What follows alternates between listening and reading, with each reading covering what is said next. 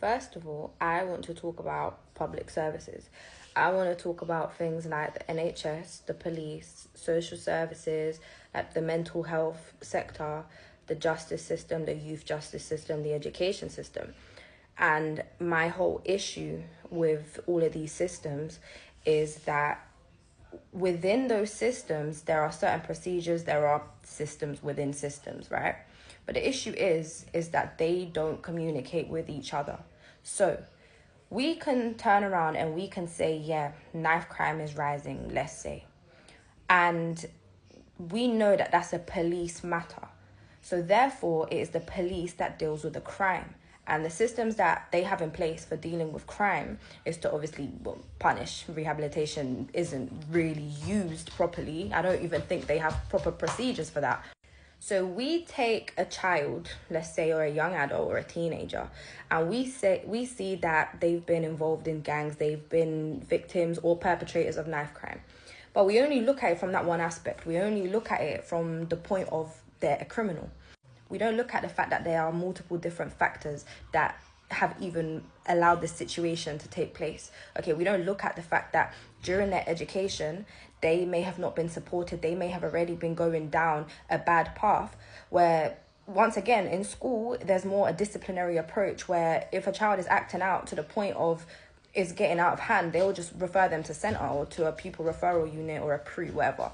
Now, the problem here is that as teenagers now, they kind of just get warehoused. There's no proper support. There's no actual care there. There's just a way of keeping these children away from mainstream children until basically they reach the age of 18 and now they can be treated like an adult. And as soon as they are treated like an adult, once again, they don't get help. They are seen as being fully responsible for their actions and they get put into prison where, once again, the whole system in there is broken again. Like, it doesn't focus on rehabilitation. So when they come out, it gets worse and it just keeps going down a darker and darker path. Now, my thing is that if we looked at it from a holistic approach, like if we actually looked at it from all of the different factors, the social care factor, we don't know what kind of broken family they have, what kind of home they come from. We don't know what belief systems and what values they already have. Secondly, we look at education. What kind of things are they actually learning? What kind of support are they getting or not getting in school? Next, we look at mental health. We don't understand the mental health struggles that this person is going through. None of these professionals have enough training in like trauma-informed care, like understanding where all of these behaviors come from. We like to blame people as a society. It's crazy. Like, even rape victims, we like to blame them. Like, we like to say, what did you do to put yourself in that situation? Why?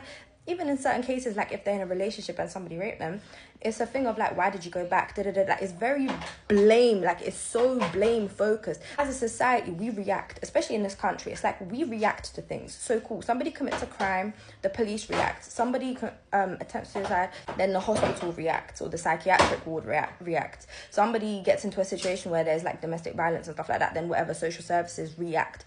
But in terms of preventing those situations from happening in the first place, there is literally no training. There are no systems in preventing these situations from happening. There are a lot of people where they've gotten themselves into situations where multiple different professionals knew what was going on, but because they are siloed in, meaning that they only communicate within other people in that sector, the actual support wasn't given. Like, the red flags weren't actually seen from a holistic point of view, and that person was never supported as a whole individual. They were just not even supported, they were just treated according to the proceedings of the different sectors that they found themselves in. So for example, let's say I'm struggling with my mental health and nobody's listening to me. Like, everybody knows I'm struggling with my mental health, but they will only react once I've actually attempted to do something to myself. It doesn't matter if 100 times I've asked for help. It doesn't matter if I've gone to the GP, if I've done this, if I've done that. It does not matter.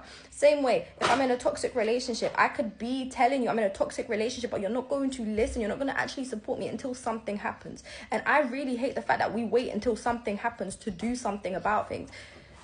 Anyway, please leave like questions, comments, opinions and stuff so I can have things to bounce off of, because I have so many things I want to say, but it's really difficult for me to just like speak into the camera. So like, I want to start having conversations and then I can structure them a little bit better, because it's all just discombobulated right now.